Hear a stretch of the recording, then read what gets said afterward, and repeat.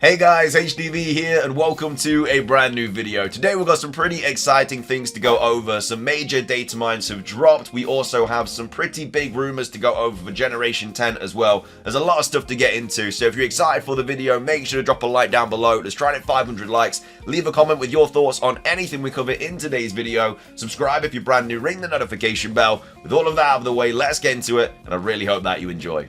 So, starting things off, some pretty big data mines have dropped regarding Pokemon Go, which could also be linked to a potential Pokemon Presents next month. We have PokeExperto here tweeting out saying the announcement of the Dynamax phenomenon in Pokemon Go could be imminent. So we've just had an update in Pokemon Go, and within that update, these data mines have kind of clarified some more things that I guess we already knew. But it says Pokemon Go version 0.323.0 includes the necessary adjustments to enable the new feature. So obviously Dynamax in Pokemon Go is a massive thing. It's a whole new gameplay kind of feature that they're including in the game. And then as well as that, several Japanese YouTubers have been invited by Niantic to its headquarters to see the upcoming novelty. So the fact that they are basically ready to drop this. It is big news because, like I say, it's a massive gameplay feature. But how this could be linked to a Pokemon Presents is that obviously we are expecting to see maybe a Pokemon Presents in 2 weeks' time. Like, it's the 3rd of July today. The week commencing 29th of July is next week, and then the week after that is the 5th of August, week commencing. And, you know, the 7th, 8th of August is when a lot of sources and leakers are saying that we're going to be seeing some sort of Pokemon Presents.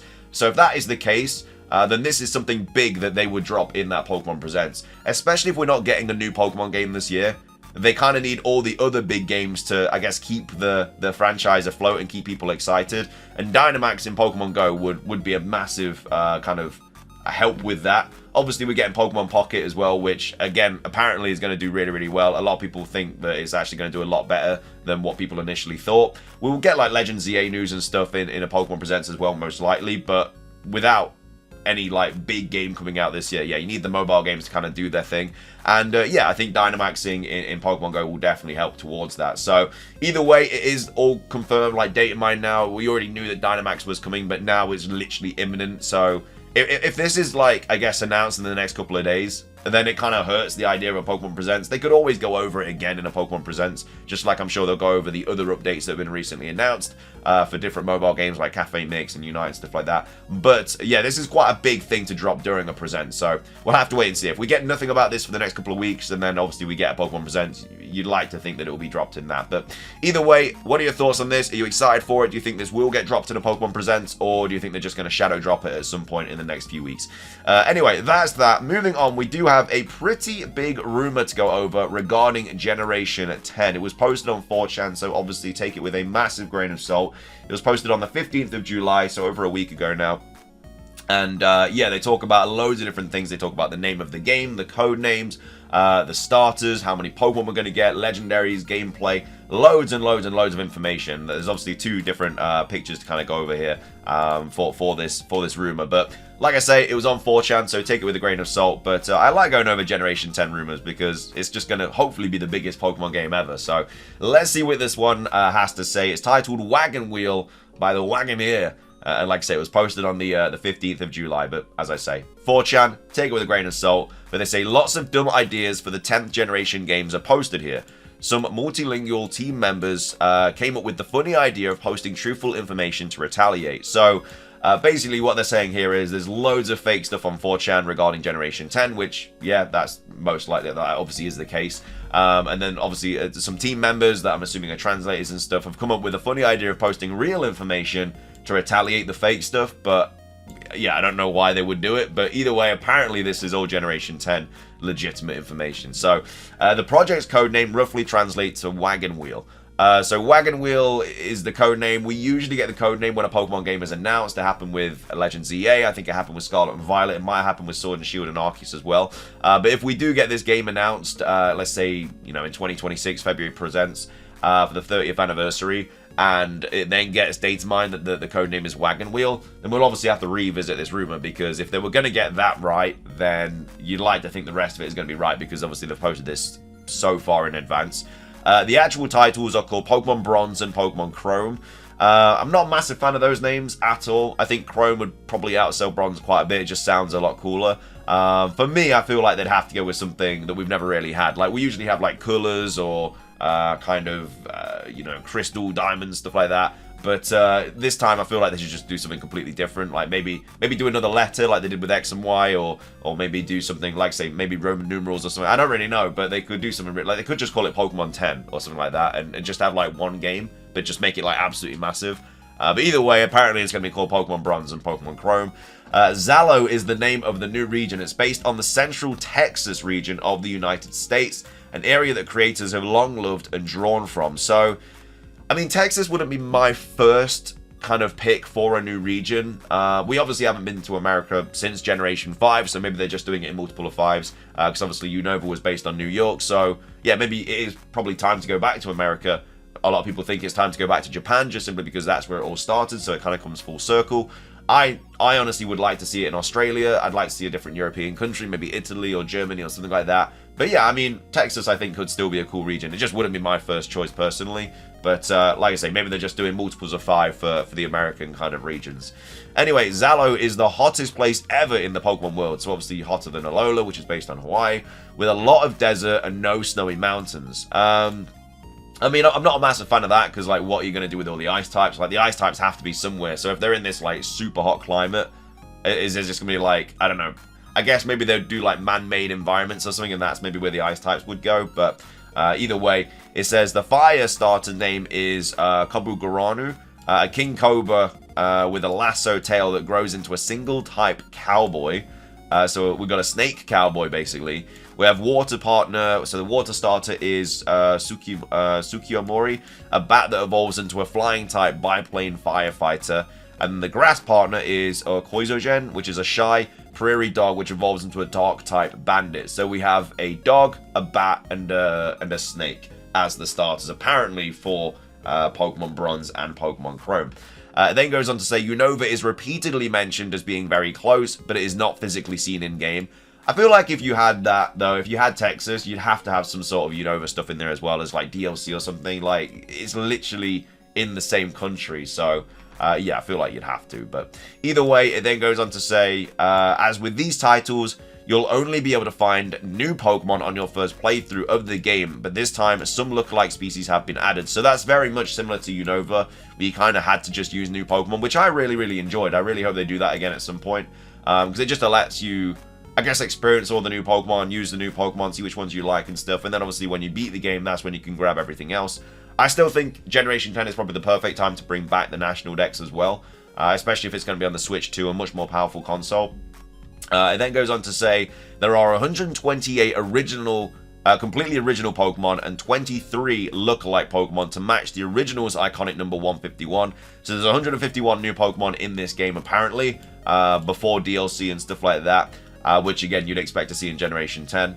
One of the notable lookalike Pokemon is Suika, which is Bakechar, which is Pumpkaboo's grass and water type watermelon version, often used by grunt villains. So the evil team would be using this Pumpkaboo grass water type. Another one is Plucky, the fairy type version of Chansey, who the player's mum has a pet. And then also the legend Pokemon are Oburonzu and Okuromu, ancient gods who are forced to fight every 100 years. So it'd be like maybe a bit of a Groudon Kyogre situation where, you know, they get awoken and then they start fighting or something like that. It then says Oburonzu is a dark and fairy type Sasquatch that symbolizes chaos. That's very, very similar to what we'd expect the that kind of gorilla-like Pokemon to be that we obviously was teased about in Generation 9 in the Area 0 book. And then it says Okuromu is a fighting fairy type Yeti that symbolizes order. So we have chaos and order basically as the two legendaries. And then says, depending on the version, one legend will follow the player throughout the story and the other will serve as the final boss. So, yeah, so let's say you play Pokemon Chrome and you have the Yeti, and then obviously the gorilla is the final boss, and then, yeah, vice versa. Bronze players will face Team Honor, while Chrome players will face Team Mayhem, a group of followers of Order and Chaos who are hostile to the player due to their ties to the cover legend. So I like the idea of having, like, version-exclusive evil teams again. Obviously, we kind of had that with Pokemon Ruby and Sapphire with Team Magma and Aqua. Like, they both appeared, but you kind of mainly fought Team Magma and Ruby and Team Aqua and Sapphire. So I would like to see something like that again, honestly. And then the next post will cover gameplay. So this is the next post. Again, like I say, take it with a grain of salt. It's all posted on 4chan, but you never know.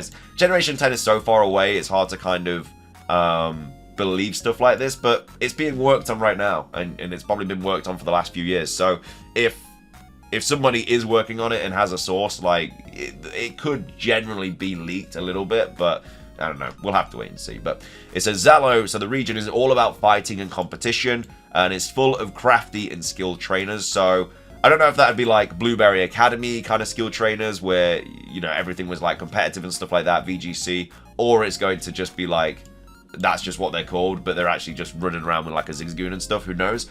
It says Dr. Hannah is the first ever Pokemon Battle Doctor and the founder of Zalo's League and the gym system.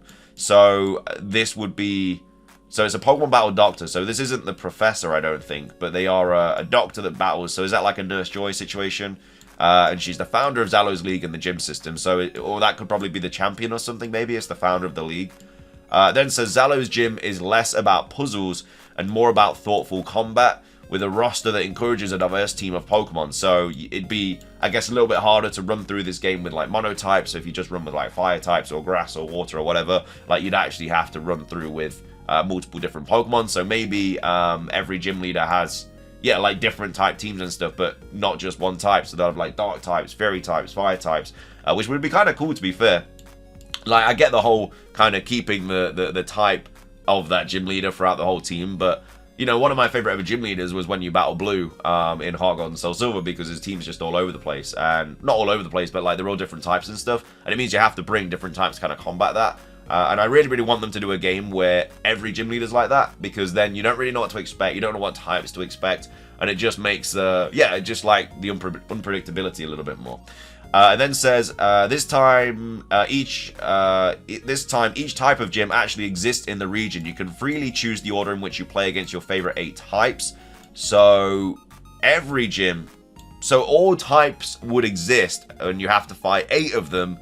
And I assume that's when you could battle the Elite Four. That's very interesting, to be fair, because that would really, really help with the replayability of this game. So maybe the first time you play through the game, you battle the Fairy, Psychic, Bug, whatever, and then the next time you play, you fight the Fire, Electric, Water, whatever, and then the next time you play, you take on the other gyms. It would just, like, you'd have to play the game multiple times to properly complete it. I'm assuming you'd be able to battle the other gym leaders, like, once you beat the game, but I guess it'd be different, like, the levels would be different, and maybe the teams would be different or something like that. It then says, Zalo's signature battle style is called casting, like a mix between Mega Evolution and Gigantamax. I don't really know how you would combine those two things, because Gigantamax is kind of Mega Evolution with Z-moves. I don't know how you would combine this even more. Maybe it's just like an item that Gigantamax... I don't really know how they would do that. It says, a ghostly version of your Pokemon emerges from itself and performs special attacks like an upgraded substitute doll. Okay, so that's the gimmick. So a ghostly version, so like a kind of, I don't know, your Pokemon's soul kind of pops out and then it acts like a substitute or something. So maybe it takes like damage or something. Maybe it takes like a couple of turns to destroy this doll. Maybe something like that. Most casts are identical, but some Pokemon receive Hectocasts, which have unique appearances and distinctive abilities. So that'd be, I guess, like your Gigantamax to your Dynamax. So obviously every Pokemon can Dynamax, but only certain Pokemon can Gigantamax, and that's kind of like the difference and stuff. One example is Descucon or Cofagrigus, who receives a Hectocast that looks like a jumble of arms and eyes coming out of its coffin. So that'd be kind of a cool Pokemon to get something. As you discover more, you learn that casts are caused by the Destiny energy by Oberonzu and Okuromu's fated clashes. So that's where the energy comes from. So every time these two legendaries fight, it creates this energy that allows Pokemon to have these cast forms or whatever. No pun intended. And then goes on to say, Ren is your rival, the arrogant leader of a group of Pokemon Rangers. So they still haven't spoken about like the evil team and stuff, but there are going to be a group of Pokemon Rangers apparently in this game. He introduces you to cast Raid Dens, oasis in the desert where you can battle powerful Pokemon with an increased chance to find hidden abilities, egg moves, and Hectocast. So, yeah, I mean, I feel like every single time they're going to just keep Raid Dens in Pokemon or some sort of kind of raid situation, just because then it allows them to do the events and stuff. Like with Sword and Shield, we got loads of raid events. In Pokemon Scarlet and Violet, we're getting loads of raid events, like 7-star raids, stuff like that. I feel like they're always just going to continue with it, just simply because it just allows them to do events and stuff in the game. These are the broad notes we can think of. Feel free to ask us any questions until this thread vanishes. We're not so dumb as to expose our credentials or sensitive material, but we can verify ourselves by saying the first Mega Evolution shown for Legends EA will be Go-Go. So that's very, very interesting. So if we do see a Mega Go-Go in, like I say, if we do get Presents next month, or we see it at Worlds, if we see a Mega Go-Go, this obviously adds to the validity of this rumor. So we'll definitely keep an eye on it. You know, it's got like it doesn't really have anything that I'm completely like against. I mean, I'm not a fan of the names, but apart from that, like, yeah, I could see it happening. There's a lot of things I could see in a 10th generation game here. But either way, we'll have to keep an eye out for Mega Go-Go, and if that is the first Mega Evolution revealed for Legends EA, then yeah, this has a little bit more credibility. It obviously wouldn't confirm it because it could have just been a lucky guess.